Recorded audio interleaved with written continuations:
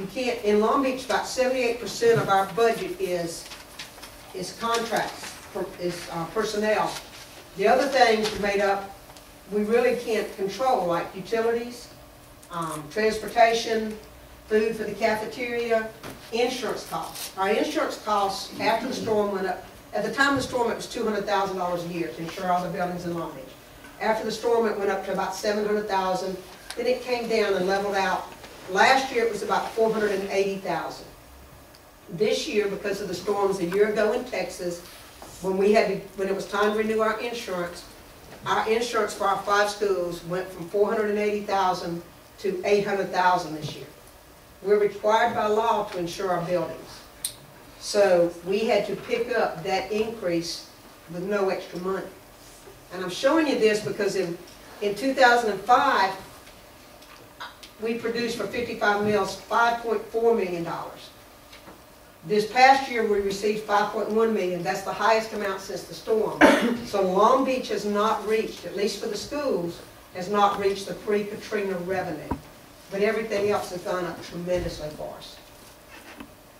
So we know the governor, he made cuts this year of 5%. That's $429,000 so far that we've lost. He says he will make additional cuts of either 2 to 5% this year. So that will be additional amounts that we will have to absorb. And they're saying they expect a 10% cut next year in MAEP, is what the governor's thinking will happen with the state budget shortfall. So this is the cuts we made this year. Last year we cut 11 teacher positions. This year, to match our numbers decreasing, we cut 12 teachers, 18 teacher assistants, 1 central office, 16 teacher assistants, 1 central office administrator. Then we moved teachers into federal programs and into positions in special ed if they had those degrees to save local tax dollars. So we still had some people to help children. Now in doing that, our class size went up. After the storm, we were lucky that we were able to keep our class sizes lower, and that makes a tremendous impact on the one-on-one time that a student can have. But we have had to increase those class sizes in order to cut teachers. So that's where it is. Now, just for information, our total teachers in the district in FY08, this has gone down probably by about 20 teachers, I'm going to guess. We ranked 48th in the state for total teachers out of 152 districts. Average salary for classroom teachers, we ranked 7th in the state.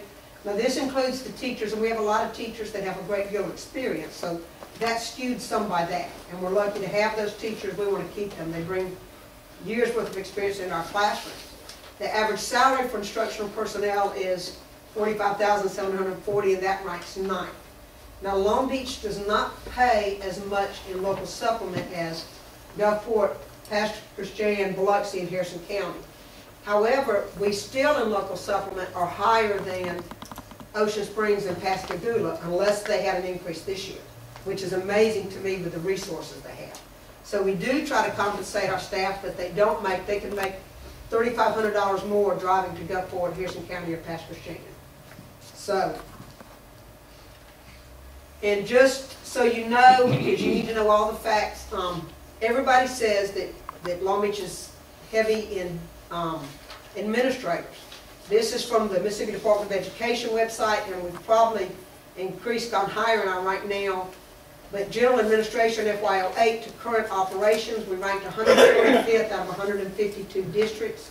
Percent school administration to current operations, we ranked 126th out of 152 districts. These aren't our figures, they're from Mississippi Department of Education when they put everything together.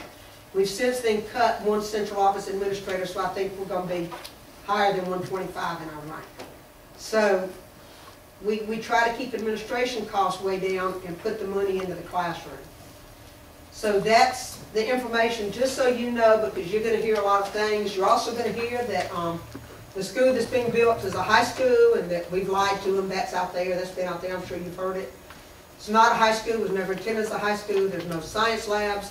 There's no choir room, band room, locker rooms in the gym. It's just a nice elementary school. So when you hear those things, you can just tell them, no, that's not true. Are there any questions? Can we get a copy of that? Yes, ma'am. We're gonna post it on our school district website, and if you'd like a copy, I can copy this and get it to you. And I'd be glad to. It's like I said, I presented it to teachers and PTO boards, because they need to know, because there's more cuts that's gonna have to come, I'm afraid. The governor is seriously talking about more cuts this year and cuts next year.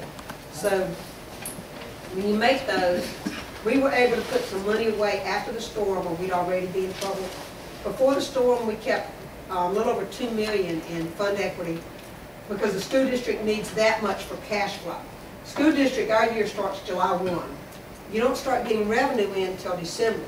So you either have to have enough in your fund balance to pay your bills until January, when you get most of your ad valorem. The city's the same way. They get most of their ad valorem collections starting in January, February, March. That's when the bulk comes in.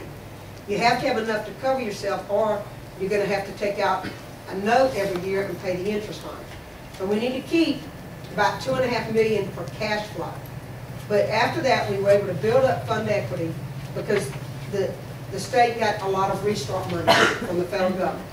They advised all of the superintendents on the bottom 3 counties, and we all did this, take 32% of your salaries for 2 years.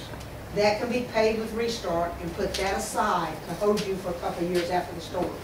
We went into that fund equity $1.5 million this year to make it by, and even still had to make those cuts to make it. And we're going to have to decide how much we're safe to go in, because that fund equity has to last about 4 or 5 years, or you're going to start seeing tremendous cuts that we really don't want to do in programs and things. So, any questions I can answer? Yes, sir. I've just got one, Carolyn. Has there been discussion at all about closing one of the old Yes, sir. elementary schools? We're looking at that now, and we have a committee together that we're putting together. It's not going to be an easy close. The numbers are just where, even the school that looks so big, called McCon, it would only hold 750 students if everybody fell into exactly the right grade.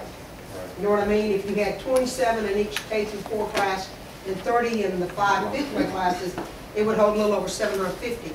Well, it never works out that way. So no matter what you do closing the school, you will have to use trailers to do that. You can't, no matter, we're looking at all the scenarios. We have a parent committee and a administrative committee and teacher committee that's going to work with the school board, look at our options for next year to see what it would save and how to best do it. But it's not just, we're on enough classrooms using either the 2, either Quarles or Reeves, and the new McCon to take the 3 schools and put them into 2 without using modular units, as Mr. Holmes doesn't like them called trailers. So the modular units that they're using, we have to use modular units for students. But we are studying that. Additional cost for the school bus runs. And that's what we're working on now, diligently, to try to get figures together so we can make informed decisions. And we don't want to do that. The schools work very well at the size they're at now, with 2 of the schools staying right around 400, and then Reeves is up at 450. That's a nice manageable number where the staff and the administration they get to know every child, but we may not have the luxury of doing that. We may have to get larger and combine, and that's what we're looking at now. Middle school, high school is up a little over 900, so that has to stay 9 through 12. So, I have a question. yes, ma'am. Are you seeing a number of students, I don't know how to phrase this correctly, but people that aren't in the city of Long Beach legally? And are there children that are in our school systems that are, I guess, their parents are here illegally and we're not able to count them in the numbers? Now, anybody that's here goes